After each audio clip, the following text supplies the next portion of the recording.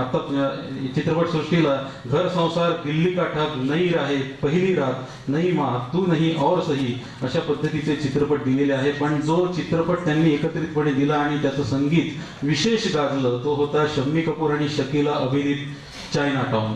Chinatown आपल्याला हा चित्रपट आठवला की तो मग गिटारवर क्लबमध्ये नाचणारा शम्मी कपूरही आठवतो. तेच गाणं घेऊन येतात पुन्हा एकदा गफाकी.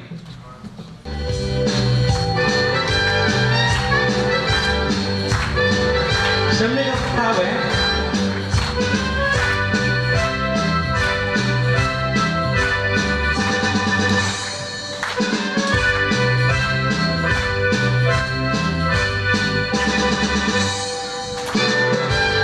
शम्मी कपूर आहे फक्त हात. बार बार देखो हजार बार देखो कि देखने की चीज है हमारा दिल बतारे हो तारे हो तारे हो. बार बार देखो हजार बार देखो कि देखने की चीज है हमारा दिल बतारे हो तारे हो तारे हो. वाजत राहिल्या पाहिजे त्या बाय जोरात.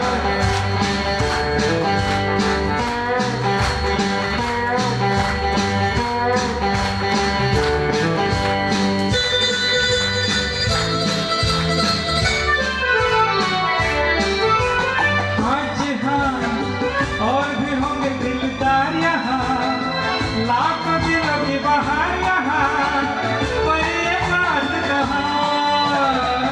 जी हाँ और भी होंगे दिलदार यहाँ लाखों दिलों की बहार यहाँ पर ये बात कहाँ. ये बेमिसाल हुस्न का जवाब ये अदा तारे हो तारे हो तारे हो. बार बार देखो हजार बार देखो कि देखने की चीज है हमारा दिल तारे हो तारे हो तारे हो.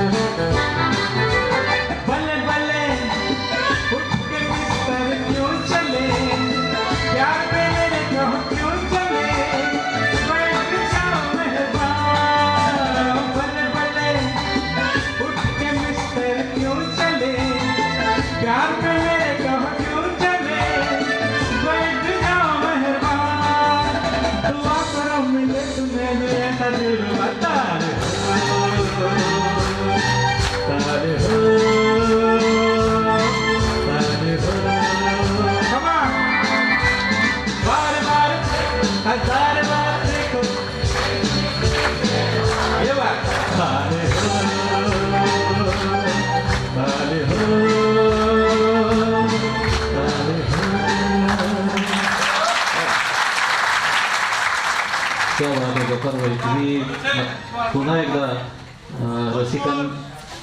एकदा तुम्ही आज रसिकांना थोडंसं गाणं गायला शिकवलेलं आहे. मला असं वाटतं की आजची मैफिल संपता संपता बरीचशी संगीत विद्या घेऊन आज आपले रसिक, आपले प्रेक्षक इथनं निघून जातील. 1958चा काला पाणी हा चित्रपट होता. एका अर्थाने ऐतिहासिक असा चित्रपट होता. आपल्याला माहीतच आहे की देवानंद यांच्यासाठी सचिनदेव बर्मन यांनी साधारण 20 चित्रपटांमध्ये संगीत दिलेलं आहे. पण काला पाणी या चित्रपटाच्या निमित्ताने पहिल्यांदा असं घडत होतं की पडद्यावर देवानंद, संगीत सचिनदेव बर्मन यांचं, आणि सगळीच्या सगळी गाणी देवानंद यांच्यावर चित्रित झालेली रफी साहेबांनी गायलेली होती.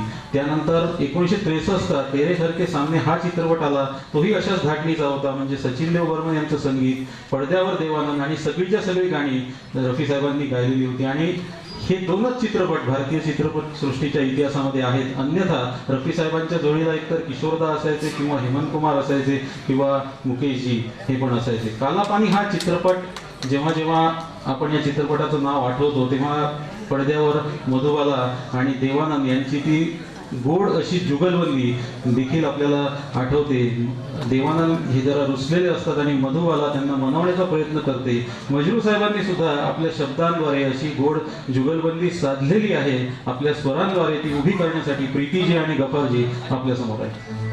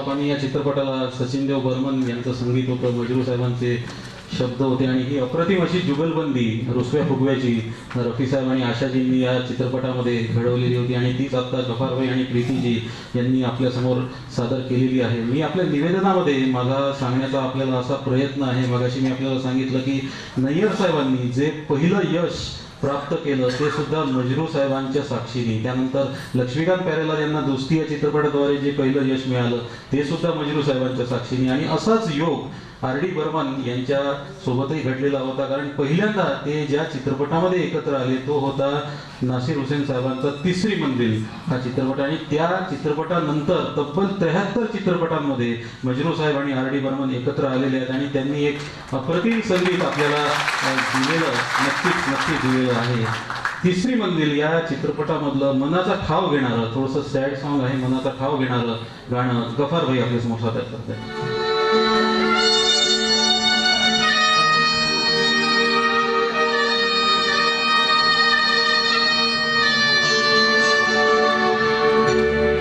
तुमने मुझे देखा होकर मेहरबान, रुक गई ये ज़मीं, थम गया आसमां, जान मन जान जा तुमने मुझे देखा होकर मेहरबान, रुक गई ये ज़मीं, थम गया आसमां, जान मन जान जा तुमने मुझे देखा.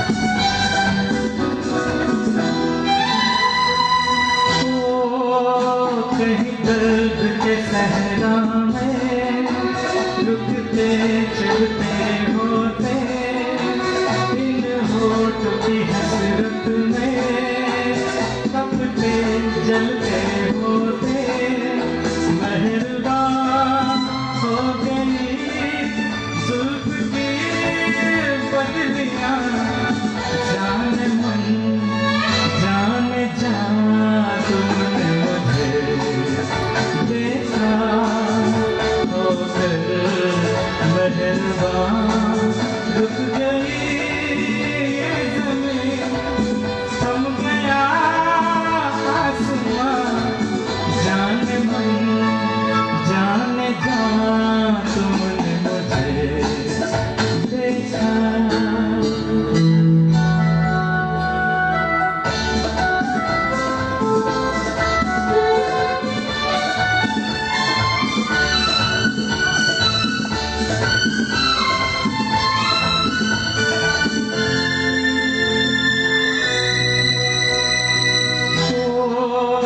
लेकर ये हंसी जलवे तुम भी न कहाँ पहुँचे, आखिर को मेरे दिल तक कदमों के निशान पहुँचे, खत्म से हो गए रास्ते सब यहाँ